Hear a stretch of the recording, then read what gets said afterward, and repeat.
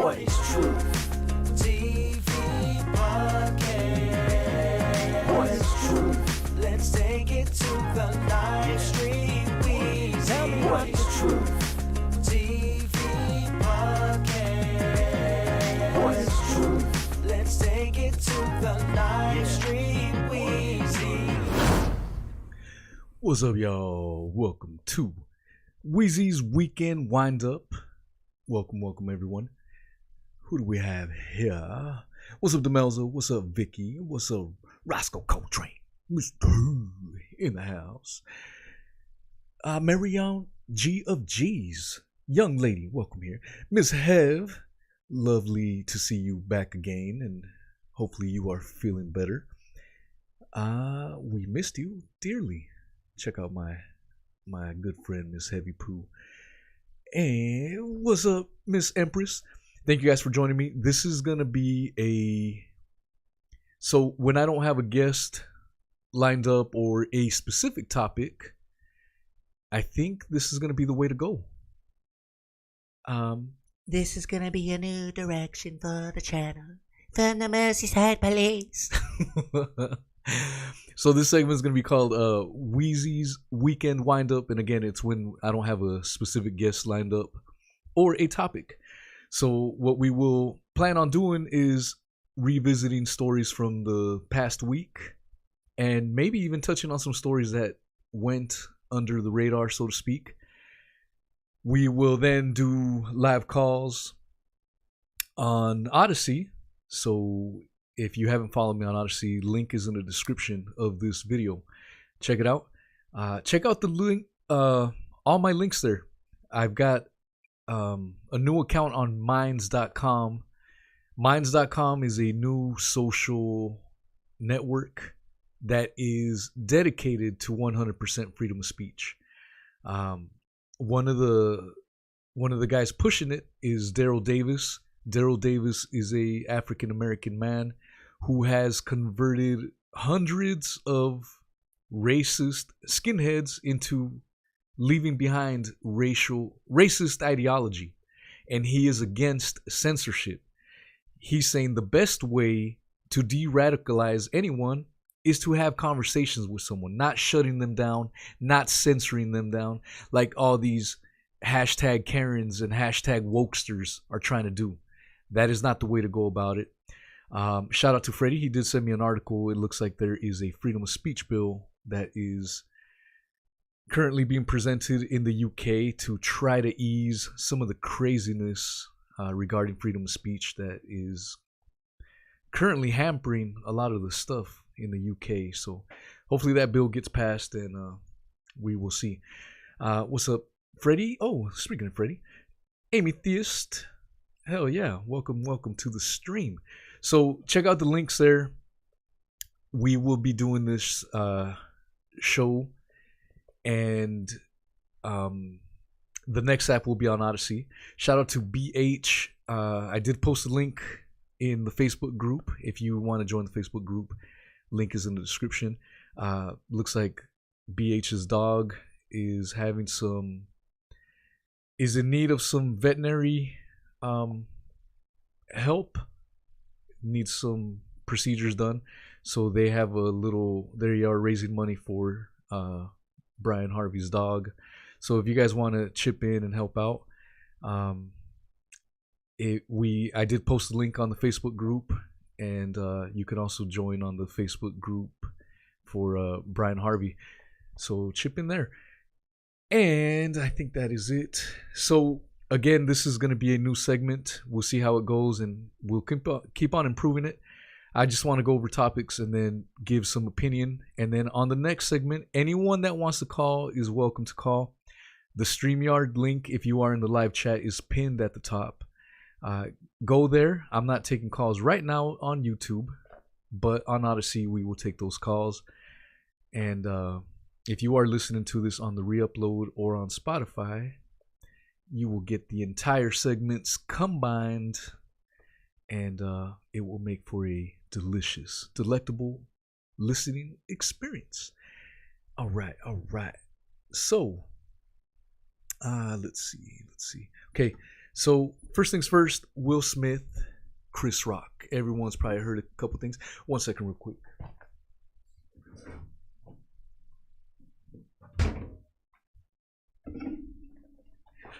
Sorry.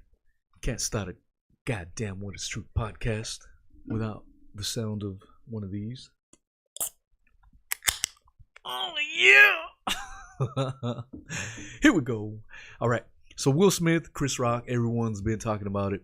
Everyone's giving opinions, from wacky ass opinions to some somewhat reasonable opinions. Some people say it's completely fake and staged. And if you've been living under the rock, let's just play the bitch for you right here. I'm out here. Uh-oh, Richard. Oh, wow. So, yeah. That happened last week. Last Sunday. While most of you UK people were going memes and counting sheep in your sleep. That's what happened. I saw it on Twitter. I'm also on Twitter. Follow me on Twitter. Links in the description, goddammit. And retweet my shiznit, goddammit. Who the hell? Y'all ain't retweeting, goddammit. Only a handful of people's is. But anyways, when I first saw it, I was like, man, he didn't even hit him. It looked fake. And I heard a lot of people saying, well, Will Smith's reaction, he was standing up for his wife and all this crap. I straight up says to myself, this guy is an actor. Chris Rock is an actor. If it was fake, they'd have no damn problem in faking the damn thing. That's what they do for a living. They're at the goddamn Oscars, for crying out loud. And I mean, it's I don't know, it's almost comical to see how people would have an issue with people saying it was staged. I mean, there's plenty of reasons for it, and one of those reasons, one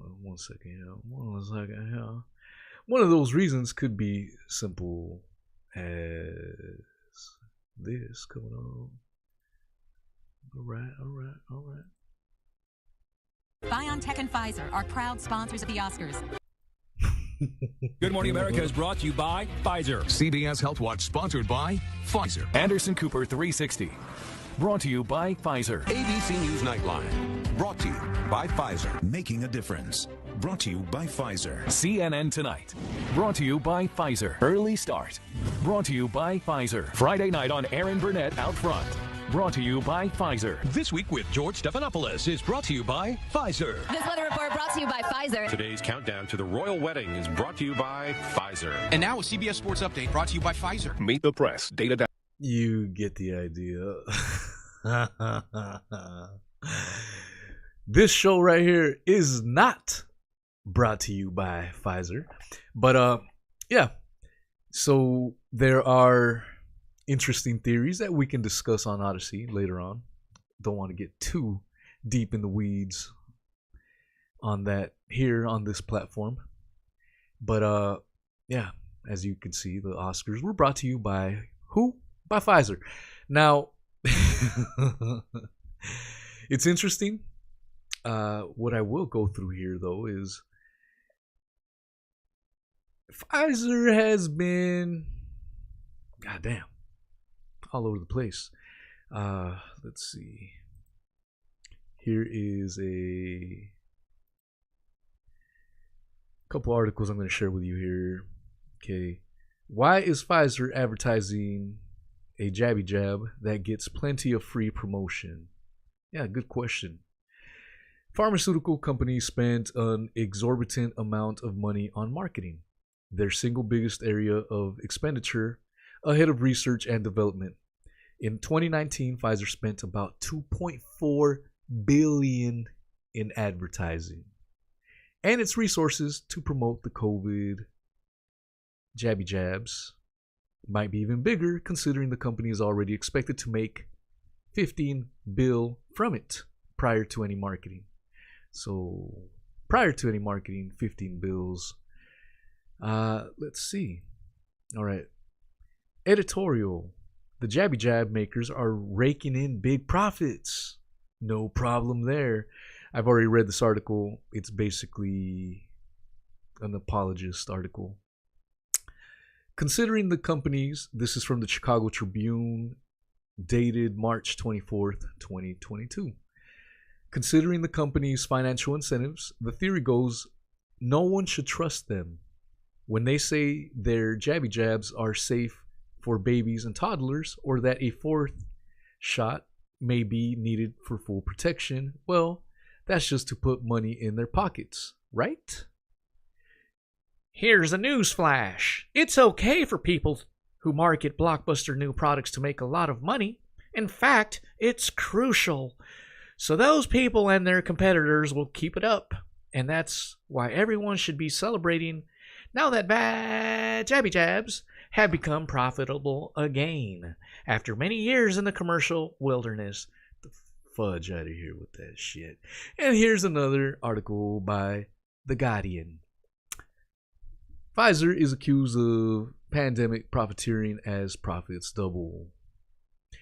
Pfizer made nearly 37 billion or 27 billion pounds in sales from its jabby jab last year, making it one of the most lucrative products in history, and has forecast another bumper year in 2022 with a big boost coming from its jabby jab bill Paxlovid. The U.S. drug maker's overall revenues in 2021 doubled to $81 billion, and it expects to make record revenues of $98 billion to $102 billion this year. Let your imaginations fly. So, I just played a clip brought to you by Pfizer. These guys spend anywhere between close to $3 billion to $5 billion. I saw numbers as high as $12 billion in advertising. Advertising works. We see Coca-Cola advertising all the time, and you want a Coca-Cola. We see McDonald's commercials all the time. You want some McDonald's. We'll get more into that on Odysee, but interesting stuff that I don't know how many people are even aware of this and question everything, absolutely everything. That is a lot of numbers that we're talking about right there. And as I showed you that editorial from the Chicago Tribune, it's perfectly fine to be making that kind of wads of money, but that's what it is. So yeah, that's all part of the Will Smith crap. Here's another ridiculous article from The Guardian. White outrage about Will Smith's slap is rooted in anti-blackness. It's inequality in plain sight. The article, I'm not going to go through the whole thing. It's pretty ridiculous. She does make one good point, but apart from that, the entire article is pretty much garbage. The one good point that she says is people are strongly, there's a lot of people mad at Will Smith for his slap, and she points out, why weren't people more upset when Roman Polanski won an award? I mean, this is a convicted ped, or a child abuser, if you will, and Hollywood didn't have a problem with him, but now they're gonna be mad over a slap. I can get behind that. But in that article, that's about the only good point. Everything is jacked. How the hell are you gonna bring up white supremacy when this is two black guys. GTFO with that nonsense, Miss Teo Barrow of The Guardian. It's just silliness at its core.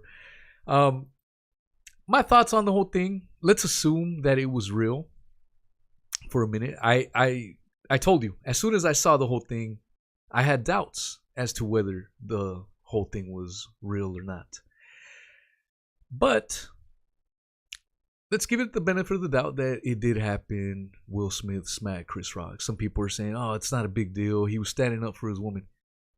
It is a big deal if it really happened. And for sake of argument, let's assume it did happen, blah, blah, blah. Here's why it's a big deal. You or I, if we had been at the Oscars and got up and smacked Will Smith, we would have been arrested on site, roughed up, and been served up with tons of crimes, maybe even got a felony assault for that, effectively ruining our careers. Will Smith does it, and no one's arrested. And it doesn't matter if Chris Rock wanted to press charges. Let's get that straight. It doesn't matter if he wanted to press charges or not. The law is the law, and assault is assault. If he was an average Joe, he would have been arrested on site.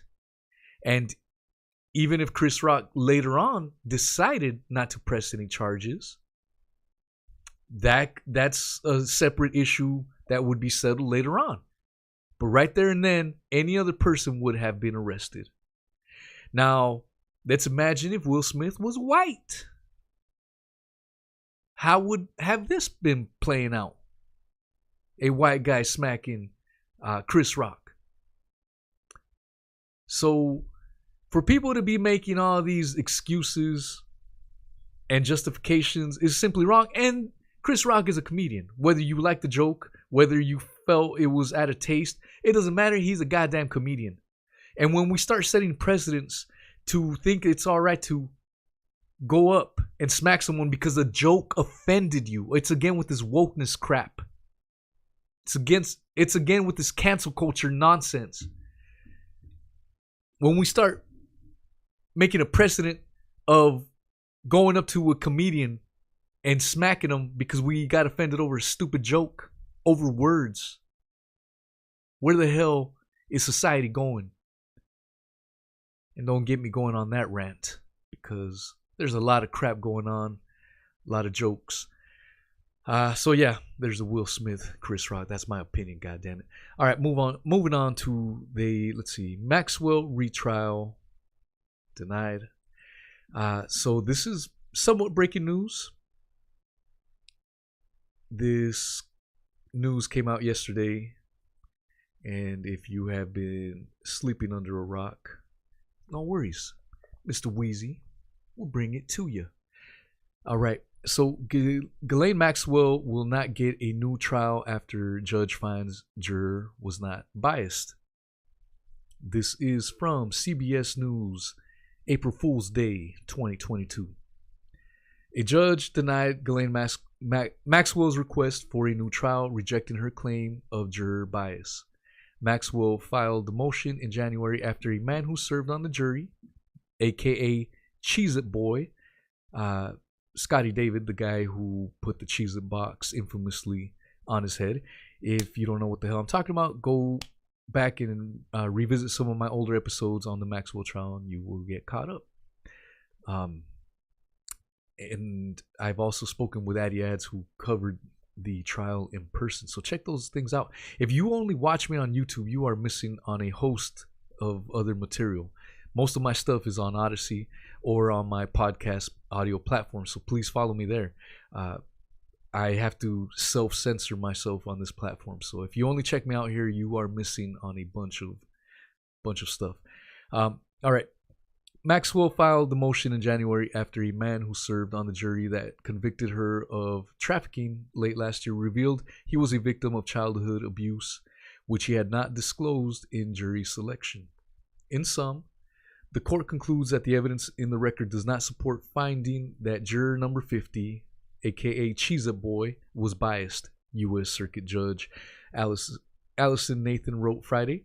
Juror 50's sworn testimony did not reveal actual partiality, and Juror 50 was not impliedly or inferably biased. Nathan said the man was distracted while answering the jury questionnaire and was neither a victim nor otherwise involved in the actual crimes. Nor does he have any sort of relationship with any of the parties or case participants. I question that, and that's all tied.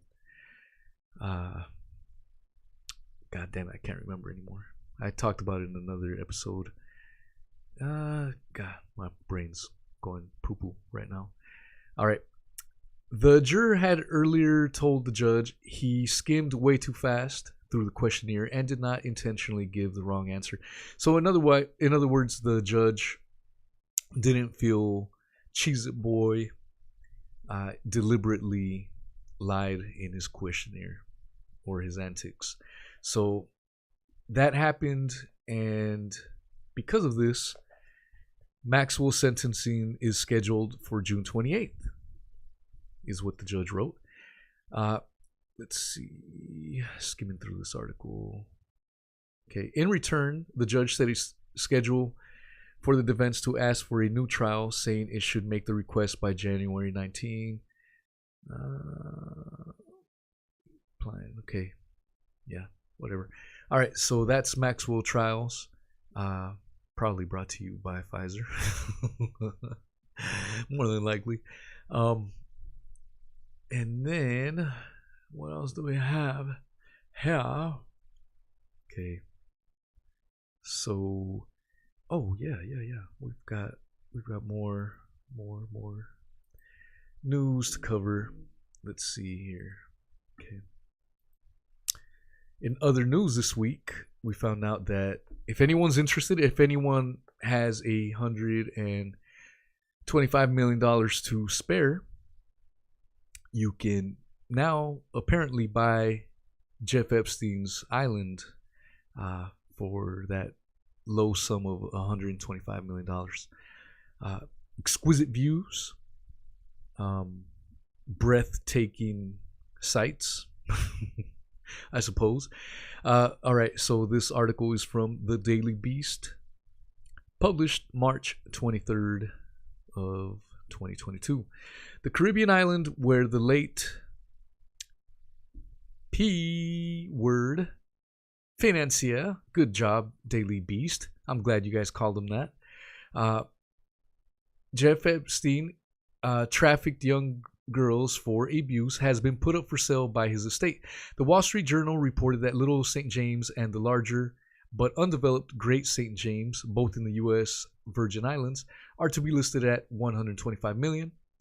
Epstein, who allegedly, let me fix that for you, Daily Beast, committed suicide in a Manhattan jail in 2019, brought Little St. James in 1998 as he built up an international property portfolio that included a New York townhouse, a Palm Beach mansion, and a ranch in New Mexico, Zorro Ranch. Epstein liked to call the island Little St. Jeff, but locals preferred P-word Island. Visitors included Britain's now disgraced Prince Andrew, scumbag central. So who the hell would spend $125 million on a scummy property? All right, so last but not least is this article that I think is interesting. And again, let me make the reminder, we are almost done wrapping this segment up, but we're not over. We're going to go to Odysee. So if you are listening to this in a podcast form, don't worry, the show is not over. It's going to continue. I'm going to link up both segments into one robust streaming avenue. But if anyone wants to call in and talk about any of these things, by all means, and we can have little conversations on these things on Odysee. So the link is in the description, and the link is in the live chat. If you could look at the live chat, what's pinned up there. You don't need any special equipment. You don't need an application or nothing. You just hit the link and that is it. So there's no excuse for Jeff Epstein type of behavior. What the hell's going on here? All right. Madison Cawthorn blames the left for his cocaine and orgy controversy. This is an interesting story that I think went under the radar if you weren't paying attention, but I found it interesting and wanted to talk about it on Weezy's Weekend Windup. Shout out to Miss T for that excellent new name. And shout out to all the people that send me articles. So if you guys find some stories that you think may go under the radar, feel free to reach out to me and we will discuss them on the streams. All right, so this is an article that really got my attention. So Madison Cawthorn is there he is. He is a young Republican. I think he's 26 years old. As you can see, he's wheelchair bound. I'm not sure what condition he's going through. But apparently he was invited onto a podcast and he started talking about how it was interesting that a lot of the Republicans that, a lot of his heroes or people that he viewed as heroes were in real life different people. He said these remarks and he was then asked for a closed door meeting with a top Republican official. After the closed door meeting, the top Republican official said that this Madison Cawthorn admitted he was exaggerating and pretty much lied and he was sorry. A lot of people said that we're saying that, yeah, he's just a young guy and he just got excited over being on a podcast. So he was exaggerating. He was talking about drug use and drug-fueled orgies and whatnot. Sean Atwood type of stuff, you know what I'm saying? And and a lot of mainstream were like, yeah, he is a young guy. He's 26. I took it as this guy was dropping truth bombs. He got brought in by these top Republicans and was pretty much told, you better take back everything you said or you're out. And let's read the article. All right. This is from Newsweek, dated Saturday today, April 2nd, 2022. Madison Cawthorn blames the left. Oh, is this what's going on now? Blames the left for his cocaine and orgy controversy. This is hilarious. The left is guilty of many, many, many things, but in this story, the hell out of here, man. You are sounding like a lefty. After sharing claims of cocaine-fueled orgies involving people whom he admired in Washington, D.C., in all probability, Republican legislators, North Carolina Representative Madison Cawthorn,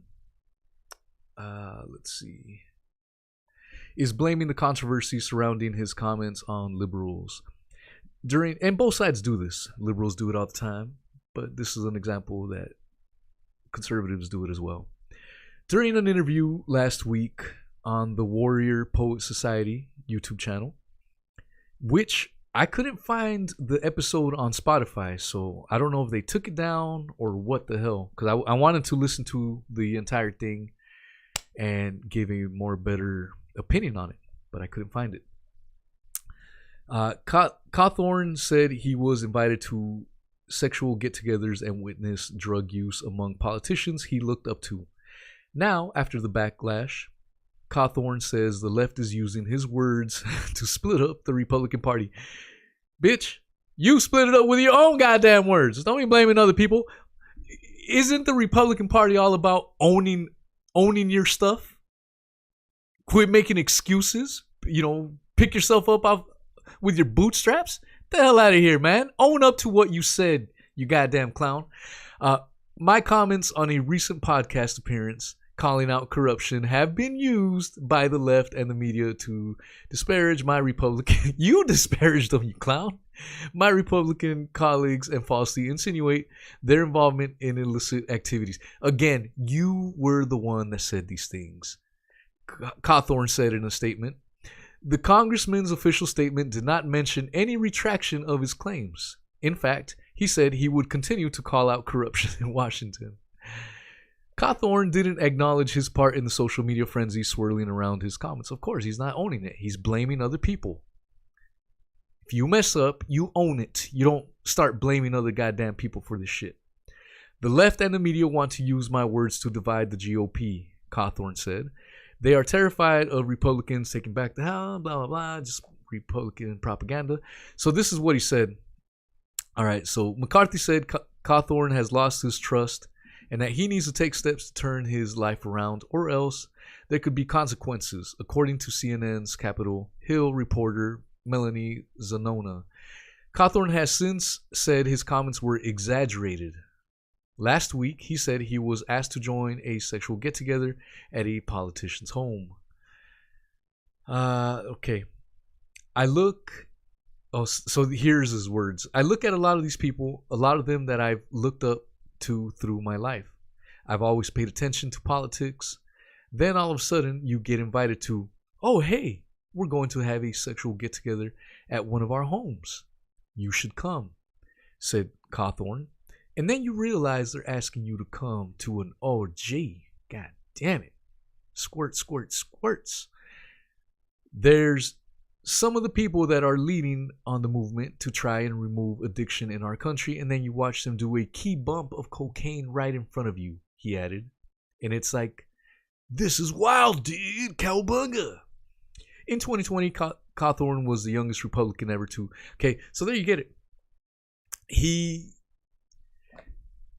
was talked to in private by a top Republican official, and he came out saying that he exaggerated those claims and all this. Now, again, I want to be clear. The left does it too. Liberals do it too. Democrats do it too. Both sides do it. But I would have had way more respect for Cawthorn if he would have stood, yeah, this shit does happen. Because we have plenty of examples. The Jeff Epstein saga is a perfect example of this corruption, of this hypocrisy that goes on in Washington and with these top level government officials. So anyone that hears what he had to say and listen to those words he had to say, we know it happens. But he was obviously pressured to take back what he said, and that's what happened. And as a result, this young man has no backbone whatsoever. But that's what happens, man. You get coerced, you better take back what you said, or there's going to be further repercussions. So I will wrap this segment up. If you want to call in, link will be in the StreamYard. We will be on Odysee. My Odysee link is being posted on the live chat there, so thank you. And the description is the link is in the description if you're listening to this in the re-upload or whatever. So follow me there. We will be there at 50 after the hour, so in about 15 minutes. And if you want to call in, hit the StreamYard link, and once we go on the air, I will get you on and we can discuss this and much more. Thank you guys for joining me. Thank you for this first installment of Weezy's Weekend Windup. And again, this will probably be a regular thing whenever I don't have a specific guest or a specific topic lined up for you. We will just go over the week's top news stories. Hope you guys enjoyed it. Thank you guys for coming out. Much love, and we will see you on Odysee. All right.